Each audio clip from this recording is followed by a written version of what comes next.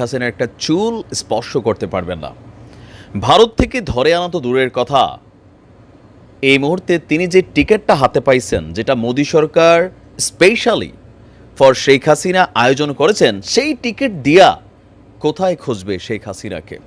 শেখ হাসিনা কোথায় আছে, কোথায় থাকবে, কী হবে গন্তব্য, কীভাবে ধরে নিয়ে আসা হবে, এই নিয়ে সামাজিক যোগাযোগ মাধ্যমে যখন আলোচনা চলছে তখন সবাইকে অবাক করে ভারত শেখ হাসিনার জন্য একটা বিশেষ ব্যবস্থা করেছে। একটা ধরতে পারেন যে গোল্ডেন টিকিট হাতে ধরিয়ে দিয়েছে, যেই এক টিকিটে পৃথিবীর যে কোনো জায়গায় ট্রাভেল করে চলে যেতে পারেন শেখ হাসিনা। দর্শক, চাঞ্চল্যকর আপডেট, ব্রেকিং নিউজ হচ্ছে ভারতে ট্রাভেল ডকুমেন্ট পেয়েছেন শেখ হাসিনা। আর আমরা যদি দেখি, গতকালকে শেখ হাসিনার বোন শেখ রেহানার পরিবারের ঘনিষ্ঠ এবং যুক্তরাজ্য আওয়ামী লীগের একজন প্রভাবশালী নেতা নাম প্রকাশ না করার শর্তে সাংবাদিকদেরকে এই তথ্য নিশ্চিত করে বলছেন যে নেত্রীকে ভারত সরকারের পক্ষ থেকে ট্রাভেল ডকুমেন্ট দেওয়া হয়েছে। সেই ট্রাভেল ডকুমেন্ট নিয়ে বাংলাদেশের পাসপোর্ট ছাড়াই পৃথিবীর যে কোনো দেশের ভিসা নিয়েও তিনি ভ্রমণ করতে পারবেন। তবে এটা কিভাবে করে, যারা আমি জানি না, এ সম্পর্কে আমার আইডিয়া নাই যে পাসপোর্ট ছাড়া আসলে স্পেশালি কোনো ট্রাভেল ডকুমেন্ট কোনো সরকার কিভাবে দেয়। যদি কারো আইডিয়া থাকে একটু লিখতে পারেন। তিনি বলছেন যে ভারতেই বেসিক্যালি শেখ হাসিনাকে সার্বক্ষণিক নিরাপত্তা দেওয়া হচ্ছে। আর এই মুহূর্তে তার বোন শেখ রেহানা তিনি চাইলে যুক্তরাজ্যে চলে যেতে পারেন, তার সিটিজেন আছে যেই দেশে, সেখানে যেতে পারেন। কিন্তু তারপরেও এই দুর্দিনে বোন শেখ হাসিনাকে ছেড়ে তিনি যেতে চাচ্ছেন না, আর যার কারণে এই মুহূর্তে তিনি ভারতে অবস্থান করছেন। ট্রাভেল ডকুমেন্ট পেলেও আপাতত শেখ হাসিনা ভারত ছাড়ছেন না, কারণ পৃথিবীর কোন রাষ্ট্রে গেলে তার জন্য নিরাপত্তা দেওয়া হবে বা সেখানে তিনি নিরাপদ থাকবেন, এখানে অনেক কিছু থাকে। আপনার যেহেতু একটা নেগেটিভ অবস্থানে তিনি বাংলাদেশ ছেড়ে গেছেন, পালিয়েছেন, স্বাভাবিকভাবেই পৃথিবীর যে এখন না, আগামী 2-3 বছর ডক্টর ইউনূস সরকার থাকবে, ভারত এটা মনে করছে। এরপরে ভারত মনে করছে যে ইউনূস সরকারের পরে বিএনপি নির্বাচনে আসবে, মানে ক্ষমতায় আসবে। এরপরে শেখ হাসিনাকে কীভাবে বাংলাদেশে রাজনীতিতে আনা যায়, পাঠানো যায়। তবে এই যে প্রসেসটা যেটা বলা হচ্ছে, এটা কিন্তু অলরেডি 8-10 বছরের প্ল্যান। সেই পর্যন্ত তিনি যদি বাইচা থাকেন, তখন তিনারও বয়স হয়ে যাবে 90। আমি জানি না তখন আর তিনার এই দিনটার জন্য কোনো প্রয়োজন হবে কিনা। তো শেখ হাসিনাকে ভারত ট্রাভেল ডকুমেন্ট ইস্যু করা হয়েছে কিনা সেই বিষয়ে এখনও সরকারের কাছে কোনো তথ্য নেই। তবে ভারতের পররাষ্ট্র দপ্তরের একজন শীর্ষ কর্মকর্তা বলছেন যে আমাদের মন্ত্রণালয়ের পরবর্তী ব্রিফিংয়ের জন্য অপেক্ষা করুন, সেইখানে প্রশ্ন করে দেখুন মুখপাত্র কি বলে। তবে ভারতের সাবেক এক শীর্ষ কূটনীতিবিদ তিনি বলছেন, ভারত যদি শেখ হাসিনাকে ট্রাভেল ডকুমেন্ট দিয়েই থাকে, আমি তাতে এতটুকুই অবাক হব না, কারণ এই পরিস্থিতিতে এটাই সবচেয়ে স্বাভাবিক এবং প্রত্যাশিত পদক্ষেপ। ভারতে ম্যাকলিওডগঞ্জ সহ বিভিন্ন জায়গায় যে কয়েক লাখ তিব্বতী শরণার্থী থাকেন, তারাও কিন্তু বেশিরভাগ ভারতের পাসপোর্টধারী নন, বরং এই ধরনের ট্রাভেল ডকুমেন্ট, সংক্ষেপে যেটাকে বলা হয়ে থাকে টিডি, এটা নিয়ে তারা পৃথিবীর বিভিন্ন দেশেও সফর করে থাকেন, যেটাতে শেখ হাসিনাও আপনার এটা পাবে। তো বুঝতেই পারছেন যে বরাবরই ভারত হচ্ছে বাংলাদেশ আওয়ামী লীগের একটা সেফ জোন। এর আগেও যখন 1975 পরবর্তী সময়ে শেখ হাসিনা কিন্তু ভারতে অবস্থান করেছিলেন, এরপরে শহীদ প্রেসিডেন্ট জিয়াউর রহমান তাকে বাংলাদেশে আসার সুযোগ দিয়েছিলেন, ভারতও তাকে পরিপক্ক করে বাংলাদেশে পাঠিয়েছে। আবার যখন দুঃসময় আসছে, ভারতের কাছেই চলে গেছে। আবার সজীবাজের জয় ভারতের কাছে বিভিন্ন সময় বিভিন্ন আবদার করে। তো বোঝা যাচ্ছে যে শেখ হাসিনাকে ফিরিয়ে এনে বিচার করার যে চিন্তাভাবনা, পরিকল্পনা, এটা আসলে এত সোজা না। যদি বাংলাদেশ সরকার শেখ হাসিনাকে ভারতের কাছে ফেরত চায়, তখন তিনি আবার এটা দিয়ে চলে যাবেন হয়তো আমেরিকা, চলে যাবে যুক্তরাজ্য, চলে যাবে সুইডেন, ফিনল্যান্ড। তার মানে তিনি মোটামুটি একটা মুভের উপরে থাকবেন। বাংলাদেশ আওয়ামী লীগের দ্বিতীয় ঘর হচ্ছে ভারত। এটা আজকে না, ঐতিহাসিকভাবেই যখনই এদেশে আওয়ামী লীগ বিপদে পড়ছে, সংকটে পড়ছে, তখনই তারা ভারত গিয়েছে।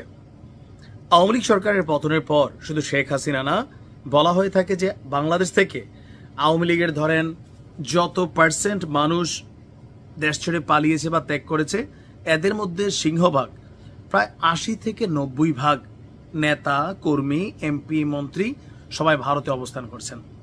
তো ভারতের মধ্যে দ্বিতীয় স্বর্গরাজ্য হচ্ছে তাদের। ভারতের মধ্যে প্রথম স্বর্গরাজ্য দিল্লি, যেখানে শেখ হাসিনা অবস্থান করছেন, আর দ্বিতীয় নেতাকর্মী যারা থাকে না, যে বিভিন্ন লেভেলের বিভিন্ন পর্যায়ের নেতাকর্মীরা ছিল, ছাত্রলীগ, যুবলীগ, আওয়ামী লীগের লোকাল বা ওয়ার্ড কমিশনার, সামহাও এরকম বিভিন্ন পদে যারা ছিলেন, তাদের জন্য অবস্থান হচ্ছে স্বর্গরাজ্য হচ্ছে কলকাতা, পশ্চিমবঙ্গ। এখানে যেহেতু বাংলা ভাষাভাষী মানুষ, তার উপরে সীমান্ত পার করে অবৈধভাবে অনেকে ঢুকে গেছেন, বৈধভাবে ঢুকেছেন। তো এই কারণে এই এলাকাতে আপনি এখন অলিতে গলিতে বাঙালি খুঁজে পাবেন। এমনকি আমাদের গণমাধ্যমেও বেশ কিছু সময় কলকাতাতে আওয়ামী লীগের বিভিন্ন প্রোগ্রামের ছবি খবর এগুলা সামনে আসছে। এখন কলকাতাতে আওয়ামী লীগ কতটা শক্তিশালী?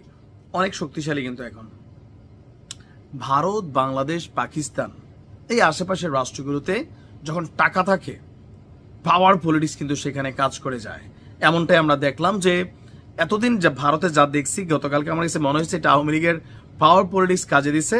হ্যালো সামহাও কোথাও থেকে তো একটা ভারতের ভেতর থেকে তৈরি হয়েছে। কারণ আওয়ামী লীগ এই মুহূর্তে এখানে প্রটেস্ট করছে কারা? অবশ্যই যারা ক্ষমতাসীন দলের এমপি মন্ত্রীরা আছেন তারাই নিশ্চয় করছেন। আচ্ছা, ঘটনা হচ্ছে আপনার ভারতের পশ্চিমবঙ্গ রাজ্যের উত্তর 24 পরগনায় 3 বাংলাদেশি নাগরিককে সম্প্রতি আটক করেছিল আপনার সেখানকার পুলিশ। গতকালকে আবার 3 জনকেই ছেড়ে দিয়েছে।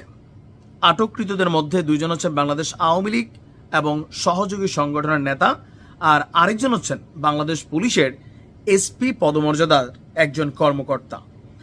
গত মঙ্গলবার বিকেলে রাজ্যটির ভাটপাড়া পৌরসভার 26 নং ওয়ার্ডের অন্তর্গত বাসুদেবপুর মোড় এলাকা, ওই এলাকার তিতাস মণ্ডল নামে এক ব্যক্তির বাড়িতে গত 5 মাস ধরে অবস্থান করছিলেন 2 আওয়ামী লীগ নেতা এবং পুলিশের এই এসপি, সাবেক এসপি।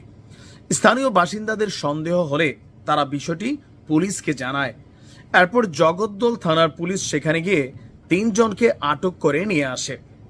আটক করে নিয়ে আসার পর তাদের এখানে আইডি বিভিন্ন কিছু চেক করা হয় এবং কি বলা হয় যে তাদেরকে সেখানে রাখার পরে আমরা যদি দেখি যে একটি রুটিন চেকিং এবং জিজ্ঞাসাবাদের মধ্যে প্রথমে সীমাবদ্ধ ছিল। পরে যখন তাদেরকে নিয়ে যায় তখন দেখা হয় যে আটককৃতদের প্রকৃত পরিচয় অনেকটা ভিন্ন এবং তার রাজনৈতিকভাবে গুরুত্বপূর্ণ। খায়রুল হাসান জুয়েল বাংলাদেশ আওয়ামী লীগের সহযোগী সংগঠন স্বেচ্ছাসেবক লীগের যুগ্ম সাধারণ সম্পাদক। সো পলিটিক্যালি এটা গুরুত্বপূর্ণ পদ ভারত মনে করছে বা জগদ্দল পুলিশ। অপরজন আওয়ামী লীগের একজন নেতা যিনি পিরোজপুরের মঠবাড়িয়ার উপজেলা চেয়ারম্যান ছিলেন। তৃতীয় ব্যক্তি আরাফাত আবিদ বাংলাদেশ পুলিশের এসপি পদমর্যাদার কর্মকর্তা। তো বাসুদেবপুর এলাকার বাসিন্দারা বলছে এবং কি আমরা যতটুকু দেখছি ভারতীয় হাই কমিশন বিষয়টা অবগত আছে, বাট জগদ্দল পুলিশ তাদের এই রাজনৈতিক পরিচয় জানার পর তাদের কাগজপত্র চেক করছে, কাগজপত্র সবকিছু ঠিকঠাক আছে, তবে তাদেরকে ছেড়ে দেওয়া হয়েছে রাজনৈতিক পরিচয়ের জেরে। তার মানে ভারতেও পশ্চিমবঙ্গে আওয়ামী লীগ সেখানে অনেকটা শক্তিশালী অবস্থানে আছে। ইভেন তাদেরকে আটক করার পর বিভিন্ন জায়গাতে পুলিশের পক্ষ থেকে ফোন টোন দেওয়া হয়েছে যে এদের ব্যাপারে আসলে করণীয় কি, কারণ তারা রাজনৈতিকভাবে বাংলাদেশে আসলে বিপদে পড়বে এটা জানে। ওইখানেও হ্যালোর খেলা আছে, অথবা যিনি সরকারে আছেন মমতা দিদির এমপিরা বা মন্ত্রীরা তারা হয়তো এখানে সাপোর্ট দিচ্ছে। টাকা, ক্যাশ, অনেক টাকা কামাইছে আওয়ামী লীগের অনেক নেতারা, সবাই না, আওয়ামী লীগের যুগে অনেকে ভাত না খাইও মরছে, আওয়ামী লীগ করে জেল খাইটা মরছে, আবার অনেকে হিউজ টাকা কামাইছে। এগুলো সবার আগে দৌড় দিয়ে নাই হয়ে গেছে। যাই হোক, ভালো থাকুন। তবে যাবার আগে আবারও বলি, কলকাতা সহ ভারতের বিভিন্ন জায়গায় পুলিশের কিন্তু অনেক অ্যাকশন চলছে, ধরে ধরে রাতের আধারে অনেকের পাঠাই দিচ্ছে। এর মধ্যে আওয়ামী লীগের অনেক নেতাকর্মীরা আছেন যাদেরকে